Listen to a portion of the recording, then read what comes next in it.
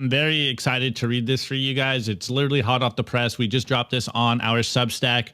I don't know if I would say divinely inspired this weekend, but as you can see, and hopefully you guys have seen it, and I told you guys last week, I was rewatching Atlas Shrugged, guys, and I kind of repurposed and updated the speech there in my own words into what I've been thinking lately.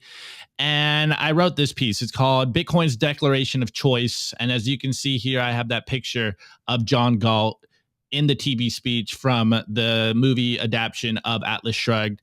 And I don't know, I just felt this one. I even got my boy Zach to edit it, Mike Hobart as well, to take a look over it. And I don't know, just tell me what you think in the chat. I think you guys are going to enjoy this one. Hopefully you guys go to Substack or simplybitcoin.substack and spread it, because I don't know, man, I really do feel like more people need to make a choice right now. We say it all the time. It's Bitcoin or slavery, and it's not hyperbole. So here we are.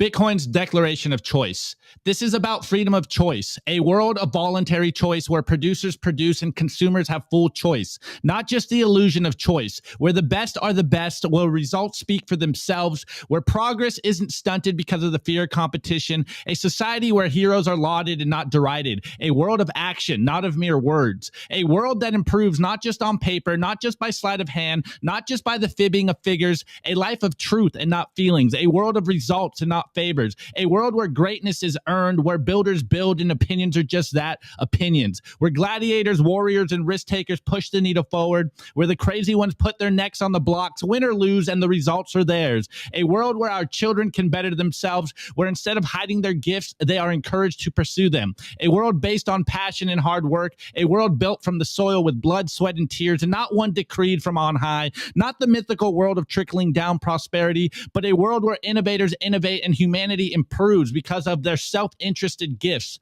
a world based on principles and voluntary collaboration, a world where the psychopaths that use violence will dwindle because of their asocial behaviors, where honor means something, where being a good person is profitable, where profits are not ridiculed but embraced, where the pie expands instead of cutting throats for smaller and smaller slivers of the pie, where individuals are the protected minority, where color or creed means nothing but work means all. Work, a scary word, no doubt, but a humbled word, a word that will no longer be hidden, no longer be bad talk, no longer be hated.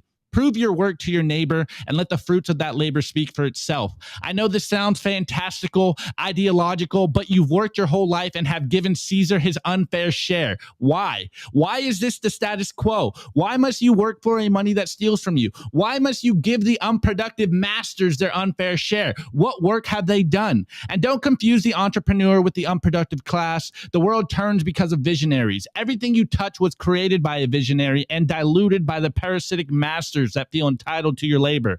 What's this sound like? Need I speak it out for you? Are you a free man, or do you like your slavery? Have your chains become comfortable? Has your servitude become safe? Freedom is not free, and freedom is not safe. Has your spirit been so thoroughly destroyed that my words fall on deaf ears? Has your soul already been taken from you? Does your family name mean nothing to you? Does your legacy mean nothing? Have heroes died and only live in the stories of ancient history? Has your faith in humanity been killed by a few psychopathic bad apples? Have the worms eaten your brains? Does it hurt more to fight than to grit your teeth and bear the unbearable? If so, you're already dead inside, and what more do you have to lose? Are you the person you thought you'd be when you still had a gleam in your eye and hope in your soul as a child? Hope. Man cannot live off bread alone. Hope. Hope that things are changeable, that the yoke is breakable, that prosperity is a possibility for you and your children. If any semblance of a free man still lives in you, choose to be free. Choose to fight like hell because you're in hell already, and how much worse could it get? Much worse unless you choose freedom. Choose hope. Choose voluntary actions above all. If there is no choice but to play the game, then turn the game over and meet me on the battlefield of freedom, the true last frontier. It's the money. It's always been the money. And the longer you play their game, the tighter the rope gets. Break free of the matrix. Take back your work. Take back your labor. Take back your life. Take back your money and choose to no longer be a worm. All of life depends on you to become free, or else be ground into food to feed the great Leviathan. Enough is enough. Stand to your feet. Wipe off your shoes. Straighten your collar and join the ranks of men with dignity. The abuse is a choice. choose. Fucking shit, bro. I got divinely inspired, and guys, I really do believe this is what's going on. Stop taking the abuse. Stand on your feet.